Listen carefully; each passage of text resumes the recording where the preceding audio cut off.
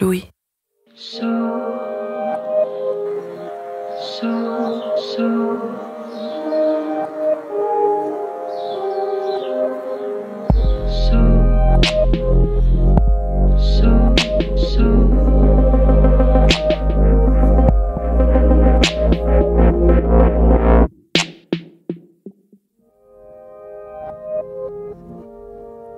C'est l'histoire de n'importe quelle rencontre.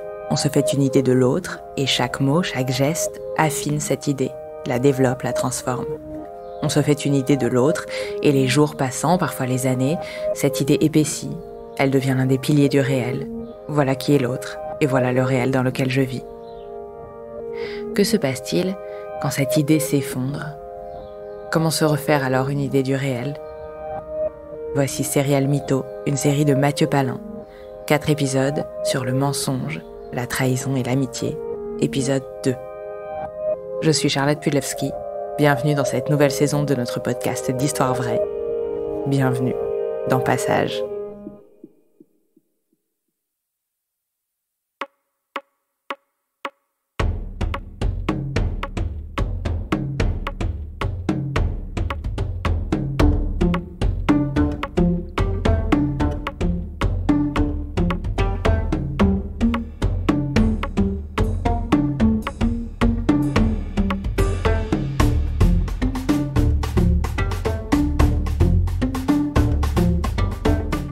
Et là, j'ai pété un câble. Et là, je lui ai dit, écoute-moi bien, on vient de se marier, si ton cul il est pas posé à la maison ce soir, tu vas avoir des gros problèmes.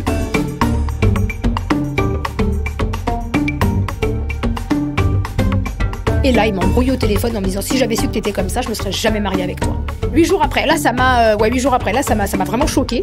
Je sais qu'il va pas rentrer, donc je file chez ma meilleure amie qui habite à côté de mon stade. Et je lui dis, Christelle, on y est. Je fais Titi, là je commence à avoir des doutes sur 2-3 trucs.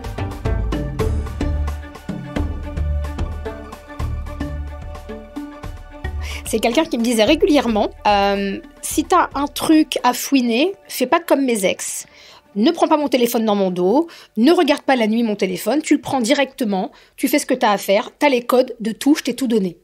Mais quand quelqu'un vous dit ça, mais vous y allez pas, puisque vous savez que vous avez les codes. Vous y allez pas.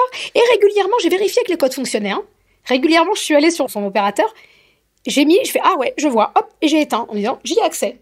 Si je veux, un jour, j'y ai accès. » Donc, je rentre chez moi, je vais sur la facture et je me rends compte qu'il y a un numéro qui ressort très nettement par rapport aux autres. Donc, il y a beaucoup de numéros, mais il y en a un qui ressort très nettement, notamment au niveau de la durée des appels. Mais les 4 derniers chiffres sont floutés. Donc, je fais une demande pour déflouter. Ça met 24 heures à arriver sur le mail. Son mail que je gérais en plus. Hein. Je veux dire, il m'a vraiment tout donné. Pas de souci. Et je me dis, il faut absolument que j'ai cette personne au téléphone. Il faut que j'en ai le cœur net. Alors, je sais qu'il appelle souvent un pote à lui. Très, très, très souvent. Un pote que j'appelais sa meuf, d'ailleurs. Et je me dis, ça se trouve, c'est lui qui l'appelle aussi souvent. Je prends mon courage à 2 mains, j'appelle en privé, ça répond pas. 1 fois, 2 fois, j'appelle de chez moi, ça répond pas. Je vais dans un cybercafé, j'appelle, ça répond pas. J'ai dit bon, bizarre. J'en parle à mon amie de Toulouse, Virginie, et je lui dis voilà, Titi appelle ce numéro-là, je commence à avoir mal au ventre. J'ai dit j'ai l'impression que c'est une nana, parce que quand on était en vacances au Maroc, il l'a appelé du Maroc, parce que moi je suis remontée sur beaucoup de mois. Je lui dis il l'appelle à des horaires pas possibles, et la veille de notre mariage, il a appelé cette personne pendant 1 heure, de 9h à 10h du matin. Alors que je l'avais envoyé chez le pressing, je lui dis il a appelé 1 heure pile poil, juste avant notre mariage. Je lui dis je sais pas pourquoi, mais j'ai vraiment l'impression que c'est une nana. Débrouille-toi pour me dire qui c'est, je sais que tu maîtrises bien tous ces trucs là de WhatsApp, de numéros inversés. Je donne le numéro, elle m'appelle 10 minutes après, elle me dit c'est une meuf. Je dis ok, elle ressemble à quoi? Elle me dit aucune inquiétude. Bon, je peux avoir la photo quand même, je vais peut-être en juger. Je dis oui, effectivement, c'est pas vraiment son style. Elle me dit mais ça peut être qui? Je lui dis ça peut être la femme de son copain qui l'appelle souvent. Elle me dit ouais, ça se tient. Elle me dit ça se tient, pourquoi pas. Je sais pas comment se débrouille ma copine, elle fait une erreur, elle appelle cette fille sans faire exprès en fait de WhatsApp. Mais cette fille la rappelle. Et ma copine ne décroche pas et elle lui laisse un long vocal en l'insultant en disant mais qu'est-ce que tu veux, grosse pute, pourquoi tu m'appelles, si t'as des trucs à me dire, dis-les-moi en face, on se connaît pas. Ah ouais, je fais non, c'est vraiment pas son style. Une fille vulgaire comme ça, non. Je fais non, définitivement pas. Je lui dis, écoute, rappelle-la gentiment et puis dis-lui, voilà, que tu t'es trompée. Elle me dit, non, moi, j'appelle plus personne. Elle me dit, non, laisse tomber. Et je lui dis, écoute, c'est simple. Si on veut savoir si c'est une conquête de mon mari, change ta photo de profil WhatsApp, enlève ton joli visage, mets une photo Titi et moi au mariage, et on verra si elle réagit ou pas. Ça n'a pas loupé, elle l'a rappelé. Elle dit, oui, mais qui es-tu pour mettre des photomontages de mon mari? Mais t'es folle ou quoi? Mais où est-ce que t'as eu cette photo? Mais c'est toi, là, la fille en robe blanche, mais comment t'as fait ce photomontage? Bref, elle dit, c'est mon mari, je suis mariée, j'ai un bébé avec lui. Donc là, ma copine raccroche, elle me rappelle, elle me dit, est-ce que tu es dans ton lit? Je lui dis oui, je vais me lever. Elle me dit alors, comment te dire que ton mari est déjà marié et qu'il a un bébé?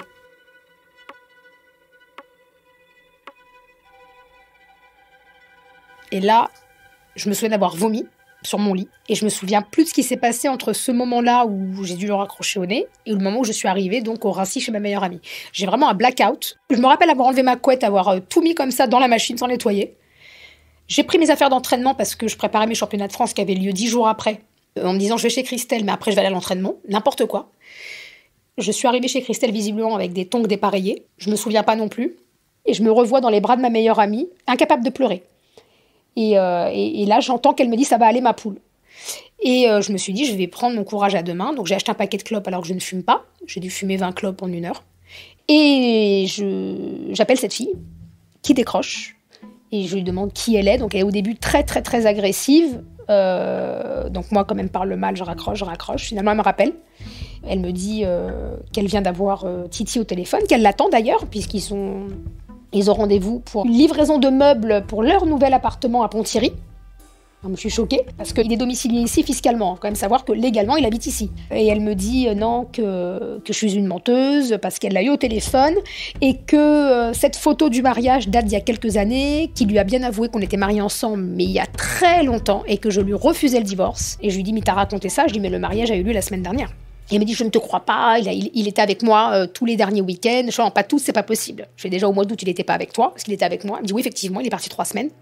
Elle dit, il est parti à Rouen à une réunion de famille, de sa famille qui venait de Dakar. D'accord, je fais, ah non, alors au mois d'août, il était à Montpellier. Non, voilà. Elle me dit, je te crois pas. Donc là, je commence à lui envoyer 1 ou 2 photos de vacances. Et elle me dit, tu t'es mariée quand? Donc elle, je pense qu'elle est en train de me croire. Et je lui dis, écoute, je me suis mariée le 19 septembre, et sur le réfrigérateur de mon ami, il y a le faire-part. Donc j'envoie une photo du faire-part. Et là, elle me dit, putain. Elle me dit qu'elle enculée. Elle me dit, pendant 4 jours, j'ai pas réussi à le joindre, effectivement, la semaine d'avant. Il m'a dit qu'il était au chevet de sa mère qui avait un cancer. Je fais, ah non, sa mère, elle va très bien, elle était là au mariage. Elle dit, je te crois pas. Donc j'envoie une photo de la belle doche. Et voilà, donc j'envoie comme ça quelques photos et on discute. Et elle me dit, mais comment c'est possible? Elle me dit, tu le vois quand? Je dis, bah moi, je le vois le week-end. Elle dit, mais moi, la semaine. Je mets la semaine quand il bosse? Elle dit, mais il bosse pas. Elle dit, mais non, il est à la maison toutes les nuits, il est au chômage. Et là, je lui dis, mais comment ai-je pu l'épouser moi, s'il est marié avec toi? Je ne comprends pas. Elle me dit, mais non, on est mariés selon le rite musulman. Je lui dis, non, mais c'est pas possible, il est chrétien. Elle me dit, mais il est musulman, il est pratiquant, enfin, il mange halal. Je lui dis, il mange halal de rien du tout, il boit de l'alcool. Donc, elle me dit, en plus, moi, je l'appelle jamais par son prénom. Enfin, il a un nom et un prénom musulman. J'ai commencé, il a un nom et un prénom musulman. Elle dit, bien sûr, il s'appelle Jébril, machin. Mieux, il a l'appli de la prière dans son téléphone qui sonne. Ça, c'est magnifique. Et elle me dit, mais il est né en Ukraine. Je dis, mais non, il est né à Paris. Enfin, je me rends compte qu'il l'a aussi mitonné à elle qu'à moi sur plein de trucs. Mais celui, il m'appelle de l'autre côté. Il fait, tu m'as pas appelé depuis 24 heures. Je dis, bah ouais, j'ai pas envie. Il me dit, tu joues à quoi là, Sherlock Holmes? Il dit, bah continue à faire ton enquête. Comment il peut soupçonner que j'ai découvert des choses? Il me dit, il bluffe. À mon avis, il bluffe. Je dis, bon, non, il bluffe. J'ai un peu les deux au téléphone, donc là, bref. Et donc, elle me dit qu'elle a effectivement un bébé avec lui, qu'elle a accouché au mois de juin. Et je lui dis, mais quel jour? Donc, elle me donne le jour. Et je lui dis, mais il n'était pas avec toi ce jour-là, parce qu'il était avec moi ce jour-là. Je m'en souviens très bien, parce que le lendemain, je partais plaider à Montpellier. On a passé la soirée avec son pote à la maison. Elle me dit, effectivement, il n'est pas venu à l'accouchement avec moi. Sa mère m'a appelée en me disant, pardonne mon fils, il ne viendra pas parce qu'il a peur du sang. La vue du sang l'effraie. Je dis, mais tu te rends compte qu'il a quand même passé la soirée à la maison, moi, ce soir-là, au lieu de venir accoucher, enfin bref. Et elle me demande donc les dates, parce que je lui dis, mais tu t'es jamais interrogée sur les longues périodes où il n'était pas là? Elle me dit, bah oui, il partait en stage de boxe. Je fais donc, à chaque fois qu'on est parti en vacances, il t'a fait croire qu'il était en stage de boxe. Elle me dit, oui, il revenait toujours bronzé, avec les marques du short. Je dis, mais c'est pas le short de boxe, c'était le boxeur de bain. Je dis, en fait, on est parti là, donc je lui explique. Elle me demande les dates, elle me dit, effectivement, je te confirme que c'est des périodes au cours desquelles il a disparu. Et là, on s'explique un peu nos vies. Elle me dit, mais t'as des enfants? Je lui dis, oui, moi, j'ai 3 enfants, dont 2 qui habitent encore chez moi. Et elle me donne le prénom de mes enfants. Je lui dis, mais comment tu les connais? Elle me dit, mais elle m'a dit que c'était ses neveux. Elle me dit, est-ce que tu as telle voiture? Je lui dis, oui. Elle me dit, est-ce que tu as une carte handicapée pour tes enfants dans la voiture? J'ai dit, oui. Elle me dit, oh, le bâtard. Il m'a dit que c'était la carte de ses neveux qui était hyperactif. J'ai dit, oui, mes enfants sont hyperactifs, c'est une pathologie, effectivement. Elle dit, bah non, on s'en servait de cette voiture pour aller faire les courses. Je dis, oh my godness. Et puis là, elle me pose plein de questions, je réponds, et je dis, à moi de te poser des questions. Cet enfant, il est voulu? Elle me dit, bah évidemment. Elle dit, mais ça fait des années qu'on est ensemble, ça fait 15 ans qu'on se connaît. Il y a eu comme ça des va et des viens depuis les 15 dernières années, et ça fait 3 ans qu'on est vraiment ensemble. Donc je comprends qu'elle est là avant moi. Donc là, sur le moment, je réalise qu'en fait, mon mari a épousé sa maîtresse, parce que je suis sa maîtresse. Je suis sa femme sur les papiers, mais en réalité, je suis arrivée en deuxième, enfin, ou pas. Mais je suis sa maîtresse. Donc je me dis, ah non, mais là, j'ai du mal quand même à digérer le truc. Et elle me dit, bah justement, ça tombe bien, il arrive. Je fais, il arrive où? Elle dit, bah là, il arrive à la maison. Donc là, il arrive là-bas, en se demandant ce qui se passe. Oui, c'est quoi? Mais je l'entends, hein. Oui, c'est quoi ce truc-là? D'où je suis mariée? Moi, mais ça va pas, t'as craqué, t'as pété un plomb, machin. Et elle a dit, non, je suis avec ta femme au téléphone, mais je la connais pas, celle-là, mais qu'est-ce qu'elle raconte, machin, blablabla. Et je sais que c'est lui qui parle, je connais sa voix. Je dis, mais c'est une blague. J'appelle son meilleur copain, Moussa. Enfin, ça va être très simple. Vous avez toi et ton copain là jusqu'à 22h pour venir récupérer l'intégralité des affaires qui sont dans les sacs poubelles, parce que sinon, c'est par la fenêtre les affaires, c'est terminé. D'accord?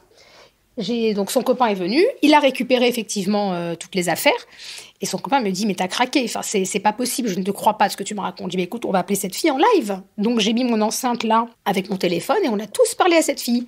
Bonsoir, donc moi je suis le témoin du mariage, bonsoir, moi je suis un tel, machin. On fait toutes les affaires, hein, je mets tout dans les sacs poubelles, j'oublie rien, hein. Même les souvenirs du mariage, je jette mon alliance par la fenêtre, bon, ma copine ira la récupérer. Il est reparti avec, je me suis couchée, je n'ai pas dormi forcément. Le lendemain, j'ai assisté des mineurs en garde à vue, une série de mineurs. Ils m'appellent plusieurs fois, une fois, 2 fois, 10 fois, 15 fois. Et au bout d'un moment, je lui dis, mais qu'est-ce que tu veux? Je dois te parler, on est quand même mariés, t'es ma femme, je sais que tu vas me quitter définitivement, mais il faut que je m'explique, parce qu'il y a une explication rationnelle à tout ça. Il me rejoint en bas d'ici, et nous allons donc dans le garage, ce qui a fait hurler mes amis, parce qu'elles ont eu très peur pour moi, parce que j'ai pas donné de nouvelles pendant 2 heures.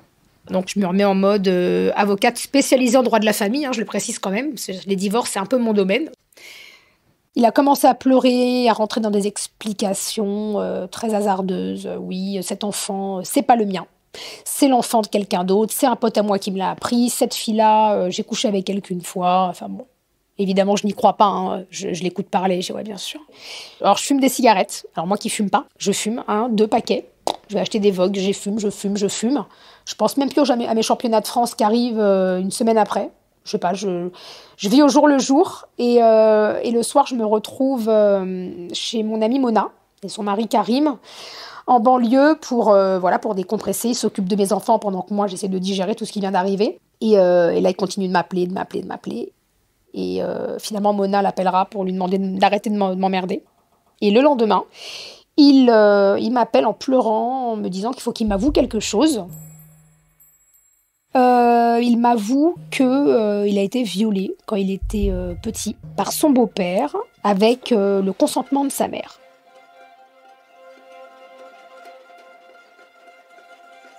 Et là, je vrille et je lui dis, écoute, voyons-nous ce soir, discutons. Et au moment où il est venu, mes enfants étaient tellement contents de le revoir, je me suis dit, wow, qu'est-ce que je fais? Voilà, je pense à plein de trucs, je me dis, je viens de me marier, mes parents étaient là, ma grand-mère, qui est décédée entre-temps, paix à son âme, était là, elle a quand même voulu me marier, elle a tenu bon jusqu'à mon mariage. Je me dis, est-ce que je lui laisserai pas une chance quand même?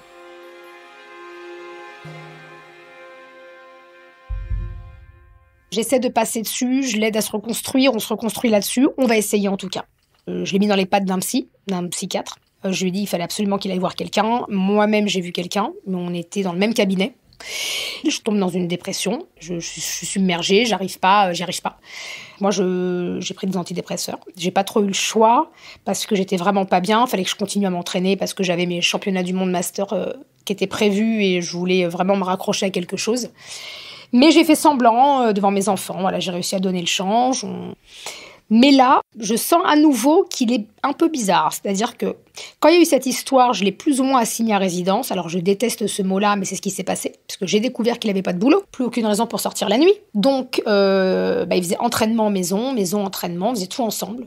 Il m'accompagnait aux audiences. Enfin, vraiment, il voulait vraiment me montrer qu'il était là et qu'il était avec personne d'autre et que c'était 100% moi.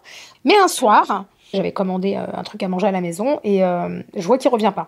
Je regarde par la fenêtre et je le vois au téléphone, toujours à la même place, immobile depuis un bon moment. Donc je l'appelle, je lui dis « Mais qu'est-ce que tu fais ?» Il me dit « Non, je suis au téléphone avec un pote qui doit venir chercher la voiture d'un pote qui est garée en bas. » Donc il montre une voiture, une Seat Ibiza.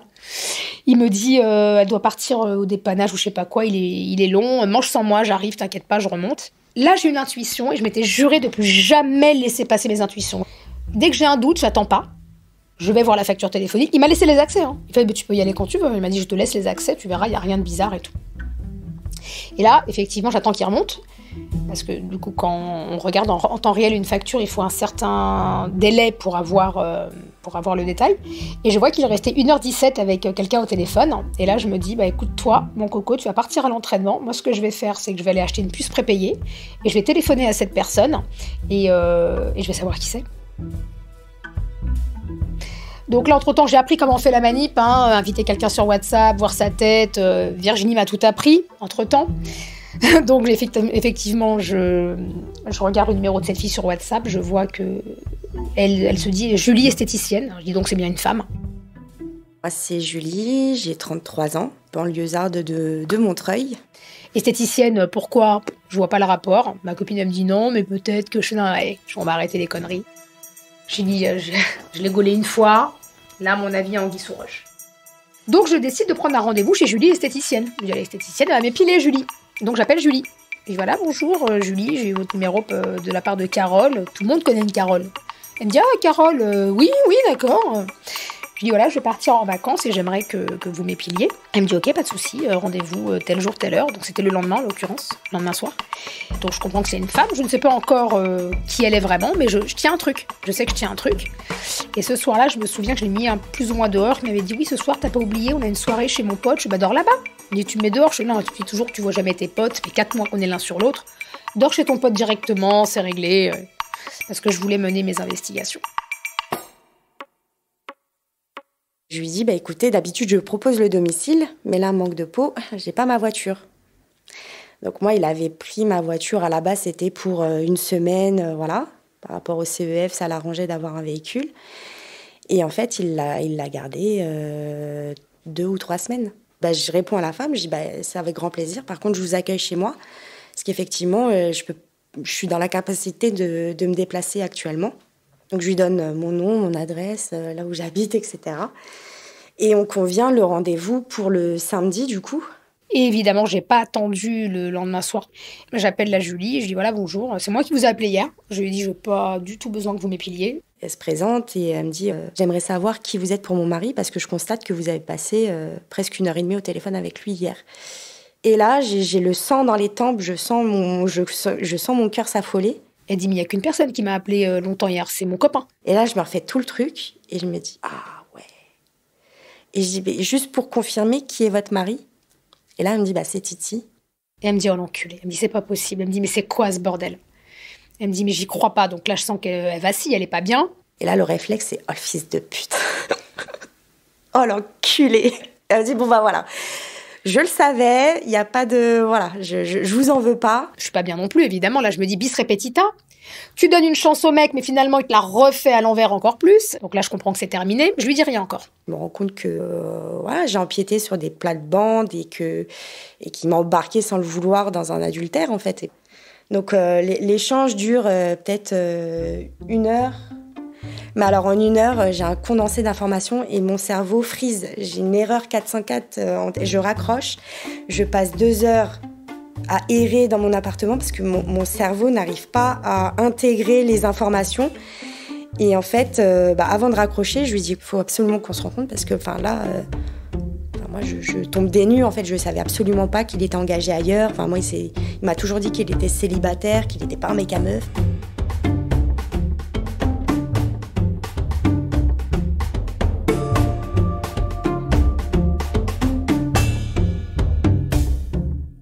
Je rencontre Hello dans la journée, chez moi. Elle vient à Montreuil. Je ouvre la porte et je fonds en larmes, en fait. Et elle me prend dans ses bras. Elle me console. Et elle me dit, non, mais c'est pas votre faute à vous. C'est vraiment lui le souci. Et on s'installe, on commence à prendre un café. J'essaye de sécher mes larmes et d'avoir la possibilité de parler sans sanglots, sans machin. Et là, on refait tout le fil.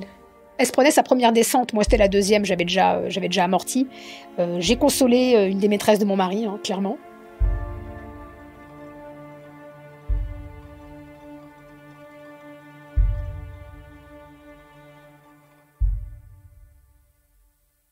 J'ai rencontré Titi pour la première fois. J'avais 17 ans. C'était à l'époque des Skyblogs, Skyrock, Caramel et ce genre de trucs. On avait discuté longtemps avant de se voir. Puis le jour où je le vois, waouh, le mec il m'éblouit quoi. C'était une prestance, c'était un charisme. Et puis moi, 17 ans, très peu d'expérience. J'avais eu des petits copains auparavant, mais rien d'aussi intense et d'aussi profond quoi. Et ouais, papillon dans les yeux. Enfin, moi ça y est, j'étais partie quoi. Mais alors de suite, il pose les bases de je suis très occupée, je suis éducateur, je fais de la boxe. J'ai un emploi du temps quand même assez chargé. Étant donné que pour moi c'est sérieux, je lui fais quand même rencontrer ma famille. Donc il vient manger chez moi plusieurs reprises, il rencontre mes parents. Et puis alors toujours un mot gentil pour ma mère. Alors ma mère qui le place sur un piédestal, c'est son gendre. Vraiment, pour moi, certes on est jeune, mais d'ici quelques temps, au vu de la relation, c'est pour construire quoi. Et puis je sens quand même qu'on s'enferme dans un truc où très peu de disponibilité, toujours des excuses, toujours des « Ah mais oui, mais on devait se voir. Ah mais oui, mais en fait, j'ai un pote qui a un souci, je dois aller l'aider. » Et une fois, donc là, je viens d'avoir mon permis, donc j'ai 20 ans, et je l'amène à sa salle de sport pour son entraînement de boxe. Et en fait, on a un feu rouge, et la voiture d'en face, c'est pareil, c'est un jeune couple, mais qui rit aux éclats, et ils en pleurent de rire, en fait. Et moi, je les regarde, puis je le regarde, et je les re-regarde. Et je dis, chou, bon, voilà, ça fait 2 ans maintenant qu'on est ensemble, 3 ans même qu'on est ensemble, on est bien là. Il me dit, ouais, alors lui, tête dans son téléphone, je dis, ouais, ce serait peut-être le moment d'accélérer un petit peu les choses. Qu'est-ce que t'en penses des fiançailles? Et alors là, gros bug, le mec, il bégaye des gouttes de sueur, mais une sueur froide, il bégaye, mais pourquoi maintenant, mais comment ça, mais à la réaction, j'ai compris. Je dis non mais tranquille, c'était juste une question. Et je lui dis écoute, je pense qu'on va s'arrêter là parce qu'on s'enferme dans un truc. Moi ça me convient pas. Moi j'ai l'impression de te déranger, j'ai l'impression de te faire perdre du temps. Moi on va nulle part comme ça. Et moi, à cette époque-là, je m'intéressais à l'islam. Je savais que j'allais me reconvertir. Quand je sais pas, mais je savais que j'allais y venir. Et donc, je lui explique. Et il me dit, ah non, mais... Il me dit, donc là, en fait, t'es en train de me quitter pour l'islam. Mais elle me dit, mais si tu veux du Coran, moi, j'en ai un chez moi, parce que je te signale que mon père, il est quand même... il était, paix à son âme, sénégalais. Moi, j'ai tapis de prière, j'ai du Coran, j'ai du Coran à la maison, hein. Et donc, je lui dis, non, mais qui est Coran ou pas Coran, sénégalais ou pas sénégalais, le problème reste le même, en fait, c'est que t'as pas l'intention, tu vois pas, en fait, ce qui coince dans la relation, puis, faut voir la qualité de la relation aussi, quoi. T'as jamais le temps. Je passe après tout. J'ai dit, pour moi, tu es une priorité. Mais j'en suis pas une pour toi, donc, en fait, à partir de là, c'est pas possible. Et pendant des années, zéro contact, pendant 6-7 ans, hein. Moi, derrière, j'ai eu une autre relation. Mais effectivement, j'avais pris l'habitude de suivre son sport. Et en fait, je vois qu'il a une page Facebook officielle. Et je me dis, tiens, on va aller dessus. Parce que moi, il m'avait dit, les réseaux, j'y suis pas, j'ai horreur de ça. Tu me verras jamais ma tête sur Facebook. Bah, la première surprise, on te retrouve facilement, 2 clics, c'est fait, tu vois. Et je vois qu'on peut envoyer un message. Et là, j'aurais dû me casser les jambes, clairement. Petit message de... sans ambiguïté, sans... Bah, écoute, qu'est-ce que tu deviens, machin. Prendre des nouvelles, quoi, sans plus. Et le lendemain, on s'appelle. Et à partir de ça, on reste peut-être 3 heures au téléphone, quoi. Et ça reprend comme ça. Première question, c'est bah écoute, qu'est-ce que tu deviens depuis le temps, quoi. Bah, il s'est passé presque 10 ans sans nouvelles, marié, des enfants, machin. Ah non, moi j'ai pas bougé, je suis célibataire. Hein. Et là, bah de plus belle, quoi. De suite, en fait, il me remet dans le bain de ouais, mais ça a toujours été sérieux pour moi. Voilà, et comment va ta mère, et comment va ton père, et ton frère, nanani. Et donc, bah moi je me dis, chouette. Là, peut-être que, tu vois, l'échec de la première relation peut se transformer en véritable essai 10 ans plus tard, quoi. Donc, bon, c'est peut-être mieux de reculer pour mieux sauter, finalement. Donc là, maintenant que j'ai au moins 2 nanas, j'ai encore une liste, hein. J'ai 50 numéros à appeler, hein. Et là, je me souviens de quelque chose que m'a dit Soraya. Elle me dit à un moment donné, tu sais, Elodie, on n'est pas les seuls. J'ai trouvé un mot dans sa veste, un jour, d'une fille, et dessus, il y avait écrit « Merci pour cet après-midi, mon bébé, je t'aime ». Et là, d'un coup, ça me fait tilt, parce qu'effectivement, en mars, moi, de la même année, avant mon mariage, il a fait un gala de boxe, et je le revois parler avec une blonde, une jolie femme, en face de moi, alors que j'étais à 2 mètres derrière lui. Il me donnait le dos, cette fille me donnait le visage. Et je sentais gênée, très gênée, et je lui ai dit « Mais qui est cette fille ?» Il me dit « Elle, là ?» Il me dit « Oh, laisse tomber, c'est une fille qui me court après, elle a une réputation, tout le club lui est passé dessus, c'est une Instagrammeuse, elle monte son cul sur les réseaux, nanana. » Il me dit pas son nom. Un jour, je le titille un peu avec ça. Et il me dit « Non, mais arrête de me parler d'elle, là, de cette blonde-là, mais qu'est-ce que vous avez tous avec elle ?» Donc j'avais tapé son nom sur YouTube, j'étais tombée donc sur cette blonde que j'ai bien identifiée comme celle qui parlait avec lui au gala. Salut à tous et bienvenue sur ma chaîne. Alors aujourd'hui, un sujet exclusif, je n'ai jamais fait ça, mais vous avez voté sur les réseaux sociaux pour un sujet personnel ce dimanche sur YouTube. J'ai réussi à me débarrasser d'un ex toxique qui m'empoisonnait, qui me rendait la vie impossible. Et j'avais vu cette vidéo et quand elle parlait, je me suis dit, c'est marrant, on dirait qu'elle parle de mon mari, on dirait qu'elle a cherché à se séparer de mon mari. Je me suis dit, tiens, c'est bizarre, j'ai l'impression qu'elle parle de lui. C'était un homme qui avait bâti en fait tout autour de lui un sacré mystère. C'est-à-dire que il me mentionnait plein de choses, il me parlait de plein de choses, mais jamais dans la précision, jamais daté, jamais de nom, jamais de lieu, jamais de document. Ce qui fait qu'on a une vague idée de qui est votre conjoint, mais sans jamais pouvoir finalement vérifier, jamais pouvoir relier les informations les unes aux autres, parce que finalement on vit avec quelqu'un un fantôme, un mystère. C'est simple, si je fais un récap, j'étais plus souvent triste qu'heureuse. Mais comme j'avais personne dans ma vie, ma famille n'est pas là, mes amis non plus, j'avais que ça. Comment je trouve le numéro de cette fille ? Comme elle a une société, c'est très facile, on n'a qu'à aller sur société.com et faire un annuaire inversé. Et on tombe directement sur son numéro de téléphone. Donc j'ai appelé cette fille et je lui ai dit voilà, bonjour, mon appel va vous paraître un peu incongru, je suis désolée, mais est-ce que vous avez eu une aventure avec mon mari ? Et là elle me dit oula, qui est votre mari ? Je lui dis c'est Titi. Elle m'a dit oh putain, on peut pas vraiment appeler ça une aventure, je suis restée avec lui pendant 2 ans. Je lui ai dit, mais de quand à quand vous étiez ensemble ? Elle me dit, on s'est rencontrés au mois d'août 2018. Je lui ai dit en même temps que nous, en fait, parce que moi, c'était fin juillet.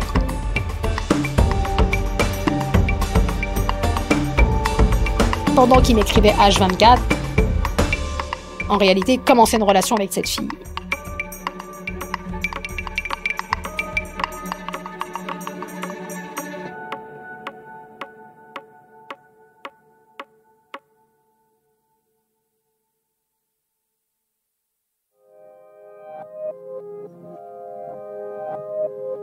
Serial Mytho est une mini-série de Mathieu Palin, pour le podcast Passage de Louis Média. Les enregistrements ont été réalisés par Mathieu Palin. Le montage a été fait avec l'aide de Julia Courtois, Capucine Rouault et Bénédicte Gilles. La musique a été composée par Thomas Rosès, qui a aussi assuré la réalisation et le mixage de ces épisodes.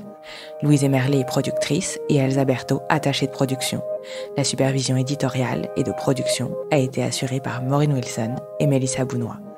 Je suis Charlotte Pudlewski et vous écoutez Passage, le podcast d'Histoire vraie de Louis Média. Et si vous souhaitez soutenir Louis, n'hésitez pas à vous abonner au club louismedia.com/club. À très vite.